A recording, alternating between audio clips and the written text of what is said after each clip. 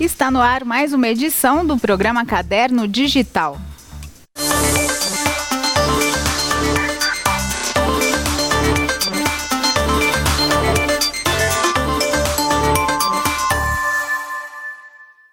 Olá, muito obrigada por acompanhar o nosso trabalho aqui no programa Caderno Digital, o programa de entrevistas aqui da rede TV Tech, na parceria com a TV Câmara de Jundiaí. No programa a gente fala sobre variedades, curiosidades, traz gente conhecida aqui da nossa cidade, da região, também tem prestação de serviço, bastante coisa. E o conteúdo do nosso trabalho, da rede TV Tech em geral, pode ser encontrado nas redes sociais, YouTube, Facebook, também Instagram e Twitter. Basta procurar por TV Tech Jundiaí, tudo junto. Hoje eu convidei um músico aqui de Jundiaí, muito conhecido, é o Bira. Bira Fernandes, seja bem-vindo. Obrigado, uma honra. Bira, a gente quer saber da sua história, da sua trajetória como músico, do seu trabalho aqui em Jundiaí, mas para a gente começar, conta o que você está fazendo hoje em dia nessa área da música. Hoje em dia, eu trabalho com um grupo novo aqui em Jundiaí, né? O nome é Tá em Casa, e eu costumo falar que é um pagode alternativo. A gente costuma dizer que o pagode hoje mudou muito, muita coisa mudou. Então, quem gosta muito de pagode também gosta muito de sertanejo.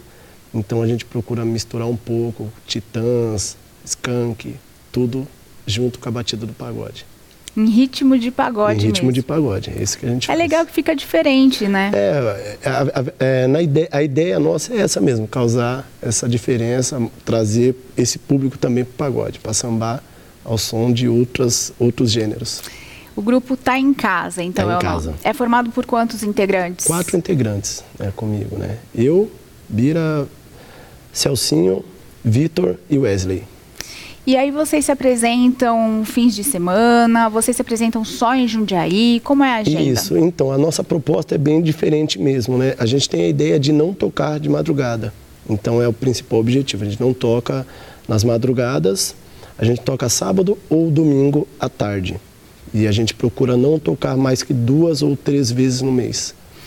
E tem público para isso? Tem. Tem o pessoal que... A gente traz bastante família também para o nosso pagode. São aquelas pessoas que têm a ideia de voltar para casa antes das 10, né, da noite. Então quer curtir um pagodinho à tarde, no pôr do sol, tomar uma cervejinha, se divertir, então, e voltar para casa cedo, não varar a madrugada, chegar às 5, 6 da manhã. Então a nossa ideia é essa. E lugar para tocar, né? Com essa proposta, Jundiaí oferece também?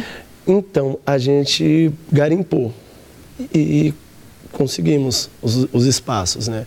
Hoje a gente toca em algumas casas, a gente toca no Stopen Bar, que era uma casa que não tinham feito ainda o pagode. A gente tocou recentemente no Wiener, que não tinha feito pagode ainda. Verdade. Tocamos lá. Tocamos no Bar Jundiaí, que não tinha mais o evento. E tocamos no Tênis Clube e vamos tocar agora dia 26 de maio no Tênis Clube também, que é um evento nosso que chama Quintal do Tá em Casa, que é um evento que a gente faz a cada 2 meses. Você está convidada. Obrigada. E tem lugares, sim. E estamos procurando outros lugares aqui em Jundiaí. E vocês têm um relacionamento legal entre o grupo Tá em Casa, o grupo novo, e os outros grupos dessa área de pagode, de outros gêneros musicais também? Essa é uma pergunta boa. Manda. Aconteceu alguns conflitos, né? Não diretamente, mas como eu estou na música há muitos anos, estou na noite há muito tempo, eu sei que gerou um conflito quando nós montamos o grupo e quando nós começamos a tocar. Eu sei que outros grupos, e isso é natural, né? Começa aquele lance de, poxa, tá pegando espaço, tá aparecendo um grupo novo. Acho que em qualquer área de negócio. Qualquer área, isso, e eu acho isso natural. Porém, né, tem público. Eles pensam que não, mas tem público para isso, porque nossos eventos, graças a Deus, todos teve uma média de público boa, né? E os outros eventos continuaram acontecendo aqui em Jundiaí com uma média de público bom também. Então, eu acho que não atrapalhou, eu acho que só agregou, porque, na minha opinião, quanto mais opção dentro da cidade, eu acho mais válido, né? As pessoas terem opção para sair, para curtir, não ficar num lugar só, sempre no mesmo lugar, sempre a mesma música, sempre o mesmo grupo. Então, opção. Eu acho que isso é válido. Então você fica com o cavaquinho, você toca também violão? Toco violão também, toco cavaquinho e sou um dos vocalistas do grupo Tá em Casa. Quais os outros instrumentos que o grupo toca? Lá tem o Celcinho, que é um dos vocalistas também, que toca percussão. Tem o Wesley, que toca surdo, e o Vitor, que toca tantã, percussão também. Mas daí tem o pessoal da equipe junto também, que toca violão, tem outra galerinha que acompanha a gente. É isso aí, sempre lembrando da equipe em geral, né? Tem que lembrar. Bom, para quem não viveu aquela época como eu vivi, que era muito bacana, quando vocês começaram, conta um pouquinho do começo, como é que foi, quando foi? Poxa, eu morava em Cajamar, eu vim para Jundiaí com 16 para 17 anos, e eu já fixei residência aqui, a cidade me acolheu muito bem. Eu tinha muito mais oportunidade dentro da música em Jundiaí do que em Cajamar, né? E logo em seguida, depois de um tempo para encurtar um pouco a história, eu entrei num grupo chamado Um Só Ideal, aqui de Jundiaí, e as coisas começaram a acontecer muito rápido. Quando eu acho que com 20 anos, por aí, 20, 21 anos, a gente estava gravando o primeiro CD, e foi na época que o CD ainda tocava muito em rádio, não tinha a internet ainda, então as pessoas tinham que escutar a rádio para curtir a música, então tinha pedido e as coisas começaram a acontecer. Quando eu dei por mim, a gente estava em Porto Alegre já estava fazendo show no Rio Grande do Sul, estava fazendo show no Paraná. E foi um sucesso. E foi um sucesso. E na região, em São Paulo, no estado todo, né? Antes da gente falar mais dessa fase do Um Só Ideal, vamos mostrar umas fotinhos aí pra gente comentar? Certo. Olha aí. Essa aí, nossa. Quantos anos você tinha? Eu tinha, eu acho que por volta de 11, 12 anos. E a sua avó sempre do lado ali? Minha avó do lado. Porque eu comecei a tocar o cavaquinho, na verdade, com o meu avô. Meu avô assistia aquele programa Viola Minha Viola, da Anesita. E foi a primeira vez que eu vi um cavaquinho, eu fiquei apaixonado. E nesse dia aí minha mãe me deu um cavaquinho de presente. E todas as festas da família, eu tocava cavaquinho, mas não sabia tocar nada. Mas achavam lindo, né? E todo mundo ficava lá olhando. Alguns falavam, não tá tocando direito, pelo amor de Deus. Mas a minha avó sempre ficava do ladinho. Era fã número 1. Ela gostava de escutar. E infelizmente, quando as coisas aconteceram, quando eu gravei CD, as coisas começaram a acontecer, ela faleceu.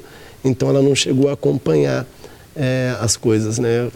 Isso aí é uma chateação que eu tenho muito grande, que ela não viu nada. De algum lugar ela sabe. De algum lugar. Tem mais, gente? E aí? Aí é como Tá em Casa. A gente tocou, essa festa foi bem bacana. Já é o grupo novo. E isso foi no Intercity, no hotel, Festa do Branco, no Hotel Sunset. Aqui de Jundiaí. Aqui em Jundiaí, uma festa muito diferente também. E foi, acho que o primeiro show do grupo Tá em Casa. E esse novo grupo começou quando mesmo? Novembro de 2017. Foi o primeiro evento que a gente tocou junto. Bem recente, mas já está começando bem. Então, e deu um frio na barriga. E eu pensei que não fosse sentir, 18 anos num Só Ideal. Toquei nas melhores casas do estado, fora do estado de São Paulo, com grandes nomes do samba, Péricles, Arte Popular. Tocamos com todos, só um que a gente não tocou junto, que foi o Zeca Pagodinho. 2, Zeca Pagodinho e Alcione, foram os únicos que a gente não tocou junto. Quem sabe? Né? Mas aí quando montou o Tá em Casa, eu falei, tranquilo, de boa, já tô nessa vida aí. Primeiro show, frio na barriga. Assim que tem que ser, né, Bira? Isso é bom. Vamos pro intervalo então rapidinho e daqui a pouco a gente volta. Eu espero você, até já.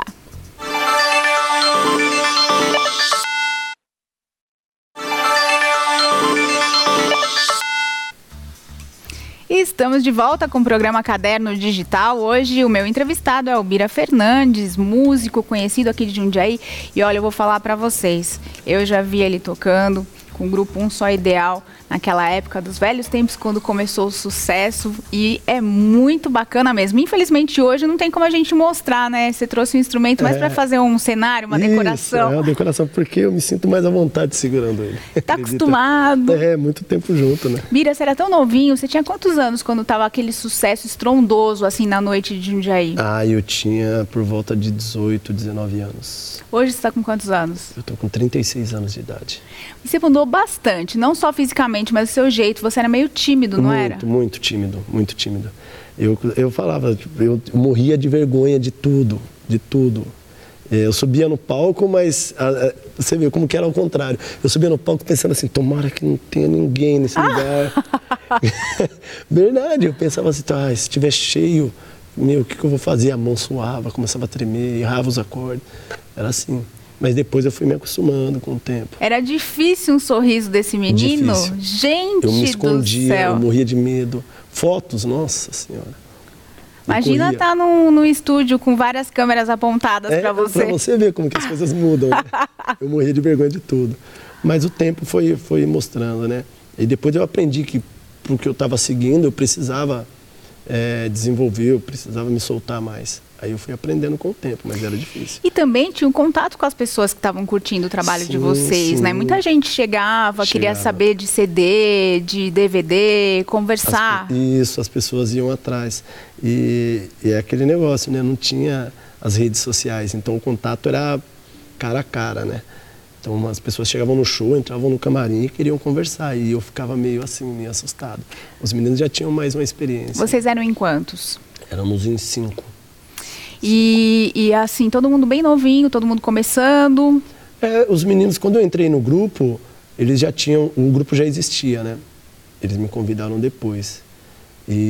Mas eles já tinham um pouco mais de experiência. O Peter já era mais malandro no palco, o Vaguinho também já tinha uma experiência, já conhecia muita gente. Eu era um menino que estava chegando de uma outra cidade que não conhecia ninguém aqui.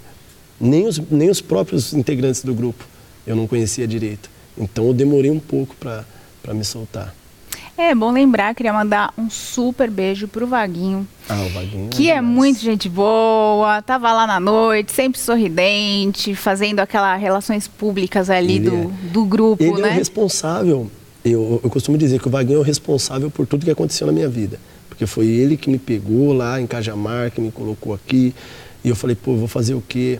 Ele, não, você vai ficar na minha casa, você vai dormir na minha casa, você vai morar na minha casa, minha mãe vai cozinhar para você.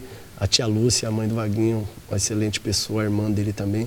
Então, ele que me deu todo o respaldo, assim, ele me trouxe para Jundiaí.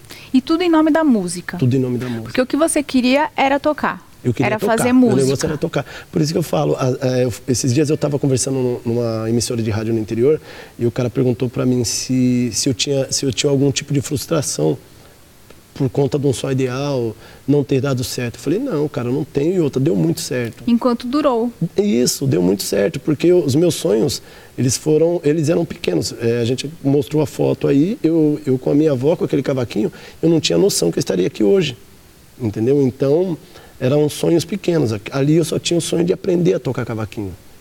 E com o tempo, eu fui subindo degrau por degrau. Eu lembro que quando eu voltava da escola, voltava a pé da escola e eu levava o cavaquinho para a escola, né? E não tinha capa, não tinha nada. E eu voltava andando na beira da pista, em Cajamar, e tocando o cavaquinho na beira da pista com a mochila nas costas, tocando, cantando sozinho. E os carros passando e tal. E eu ficava pensando assim, nossa, um dia eu vou ter um carro. E aí eu vou passar aqui nessa estrada aqui. Aí se tiver alguém subindo para o bairro onde eu moro, eu vou parar para dar carona. E aí, quando eu comprei um carro, eu lembro que eu estava passando uma vez, indo para visitar o pessoal da minha família, e tinha um cara andando, tipo, passando. Eu parei o carro e falei, tá indo para onde?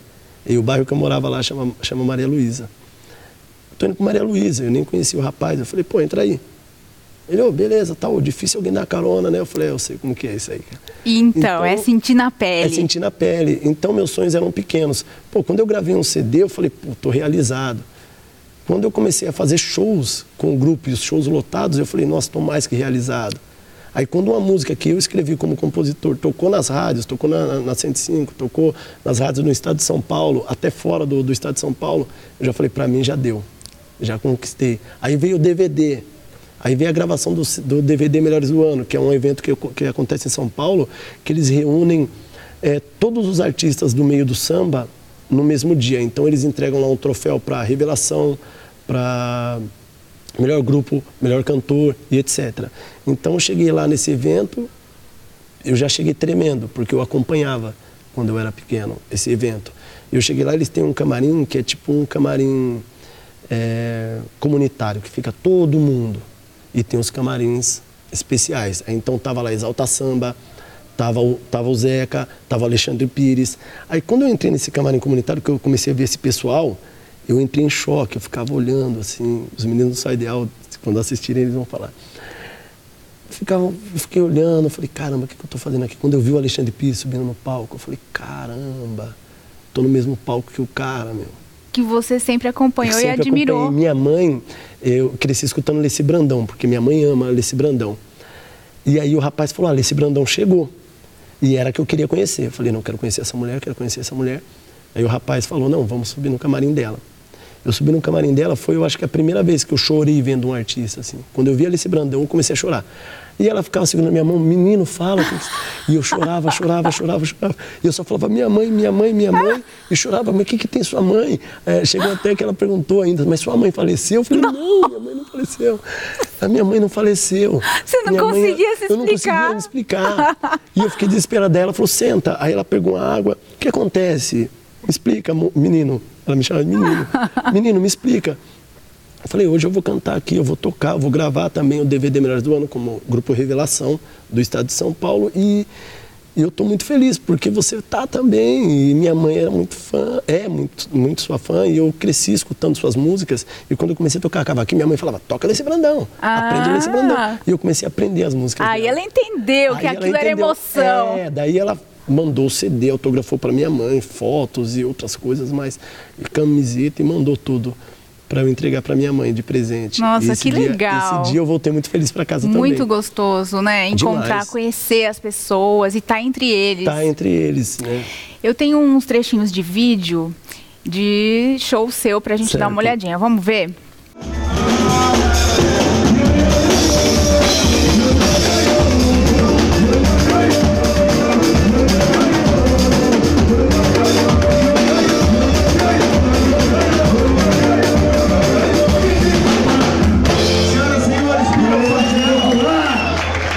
Inclusive, eu quero aproveitar e deixar público.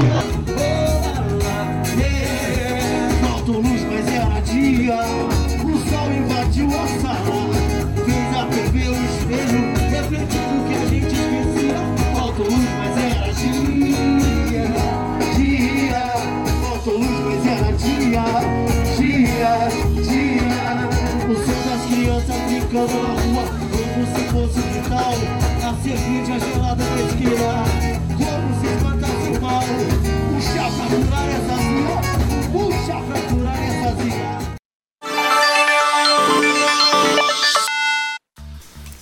Terceiro e último bloco do Caderno Digital. Agora a gente vai falar um pouquinho sobre os vídeos. A gente viu o Bira com arte popular e também o Grupo Novo tá em casa. Como foi com arte popular?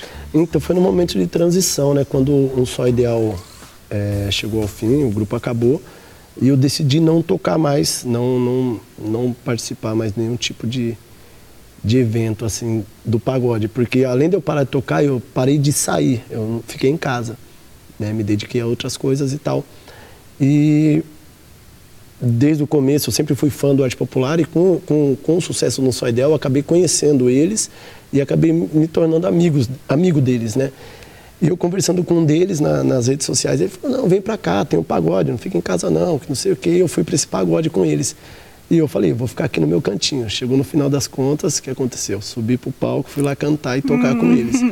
E aí me despertou de novo aquela vontade. Eu falei, não, eu vou ter que voltar a tocar, Então eles também foram os responsáveis por essa volta. Deram um empurrãozinho. E aí o grupo tá em casa que tá... E aí surgiu Tá em Casa. Tá forte. A gente sentou, teve as ideias bateram, né? Que não Tá em Casa os quatro, tem outras atividades. Então a gente prioriza as nossas outras atividades e a gente carrega a música junto. A música não é a principal não é a fonte principal. de renda, atividade profissional. Não, a gente resolveu. Por mais que desde a estreia em novembro, as coisas começaram a acontecer para o grupo Tá em Casa, a gente rejeitou algumas propostas para tocar em alguns lugares por essa ideologia que a gente tem. E por isso também esses horários diferenciados, sim, essa ideia de tocar de dia, de tocar de fim de semana. Só no sábado ou domingo, entre 3 e 9 horas da noite. 3 da tarde e 9 da noite. São os horários que a gente toca. Fora isso, a gente... Eu achei legal, achei diferente. E você sabe como é a madrugada, é puxado, né? A madrugada, falar a verdade, a madrugada é traiçoeira pra caramba, é muito traiçoeira. Eu já vi muitas coisas acontecendo, principalmente no meio da música. É um meio complicado, se você não tiver cabeça, você acaba se perdendo. Então a gente opta em ficar mais tranquilo tocando à tarde. Então agora você vai me contar qual é a sua principal atividade profissional. O que você faz? Qual o lado B do Bira? Enquanto um Só Ideal fazia muito sucesso, eu consegui conciliar a minha faculdade, né? Porque eu tenho um irmão, é o Marcelo, que sempre priorizou muito o estudo, ele sempre bateu na tecla do estudo, independente do grupo estar Mais velho que você? Mais velho que eu, é meu padrinho, meu irmão e meu padrinho. E minha mãe também ficava batendo nessa tecla do estudo, então eu resolvi fazer uma faculdade. E eu, como eu gosto muito de leitura, e eu sou compositor também, gosto de compor, escrevo poemas, eu optei pela faculdade de letras. E eu me apaixonei. E fiz a faculdade, fiz uma extensão, e hoje eu sou professor da rede estadual, né, dou aula de língua portuguesa e literatura. Aqui em Jundiaí? Em Jundiaí. Manda um abraço para seus alunos aí. Nossa, eu não mando abraço não, vou dar bronca. Professor. Eles comentam na sala de aula, professor, e os pagodes? Eu não sei o que. Eles sabem, né? Eles sabem. Mas eu sou bem... rigoroso. Eu sou rigoroso. Eu brinco, mas eu sou bem rigoroso. E você tem um filho também? Tenho um filho. Ai, coisa mais linda. Falar dele eu já... Quantos anos? Tem 12 anos. Como chama? Lucas. E com ele, você é rigoroso também ou você não consegue? Eu tento, mas o meu filho, nossa, ele é tão... Não é porque eu sou pai, não. Né? Mas ele é tão bonzinho que eu não consigo... Não dá para ser rigoroso com ele. Porque ele anda muito na linha. Então fica difícil. E ele curte música também? Então, eu estava conversando com a mãe dele hoje sobre isso. Nós nunca forçamos nada. Eu nunca forcei nada. Tanto é que eu sou corintiano, ele é palmeirense. Né? Eu gosto de pagode, sou pagodeiro e tal. Ele gosta de rock. Então eu tentava não forçar para que ele escolhesse um time ou para que ele gostasse de música. E eu falei para a mãe dele que um tempo alguma coisa ia acontecer. E aconteceu. Eu nunca ensinei nada para ele de música. E ele está tocando violão, começou a tocar violão, está cantando maravilhosamente bem. Hoje mesmo ele postou um vídeo que eu fiquei, ai meu Deus do céu, e já fico desesperado, né? E ele está cantando bem, montou uma banda com os coleguinhas da escola e já está ensaiando. E eu nunca cheguei nele e falei, você tem que montar uma banda, você precisa aprender a tocar. Eu nunca forcei nada. Então eu deixei acontecer, as coisas estão acontecendo. Mas acho que tá na veia. Tá na veia. É genético, né? É genético. Qualquer dia ele vai estar aqui já dando entrevista pra gente? Provavelmente, viu? Porque ele começou bem mais cedo do que eu. Mas é tímido também? Como você era? Ele é um pouco tímido. Ele é um pouco tímido. Bira, e a agenda, você falou do dia de maio, que vocês têm evento. Você tem mais evento para falar? Dia 26 de maio, o Quintal Tá em Casa no Tênis Clube, né? O Tênis Clube está comemorando 60 anos. Aí tem que comprar ingresso. Tem ingressos antecipados. Isso daí a gente acha no Facebook? É só procurar. Tem um evento no Facebook, mas tem o Instagram do grupo, o Instagram oficial, que é @tá_in_casa. Uhum. Mas eu acho que se digitar @tá em casa já vai aparecer a gente lá. E ali já tem todas as informações também de como comprar os ingressos. Tem os pontos de vendas que eu não lembro agora, mas são convites limitados. A última que a gente fez foram 120 convites e esgotaram rapidamente, e as pessoas procurando, tentando entrar, mas já não tinha mais como. Isso é um bom sinal? É um bom sinal. É muito bom. É um ótimo sinal. E você já falou do Alexandre Pires, do Arte Popular. Quem são suas outras referências, para a gente saber um pouco mais do seu gosto musical? Fundo de Quintal primeiro, né, de tudo. Plessis Brandão. Aí vem Exalta Samba, que sou apaixonado por Exalta Samba. Péricles, demais. E o Arte Popular, para mim, é uma referência muito grande. E não é porque eu me tornei amigo deles, além de fã. Eu cresci apaixonado pelo som deles, né? Eu conheço todas as músicas, toco todas as músicas. Já subi no palco tocar com eles e fiquei pensando também, caramba, o que eu estou fazendo aqui no meio dos caras? Então, o Arte Popular é uma das referências também principais. E mesmo você tendo nascido em São Paulo, morado em Cajamar, você se considera um músico jundiaense? Me considero um músico jundiaense, porque tudo que aconteceu na minha vida em relação à música foi aqui. né? As portas se abriram aqui, a cidade me recebeu muito bem, os amigos que eu fiz aqui, a família que eu construí, então eu me considero, eu sou jundiaiense. Eu me considero jundiaiense. Tá que nem eu, então. Também me considero. Eu me considero jundiaiense. Só falta agora aprender a tocar um cavaquinho. Obrigada, cara, pela entrevista. Obrigado. Valeu, e a gente vai ficando por aqui. Caderno Digital volta na próxima edição e eu espero você. Até lá.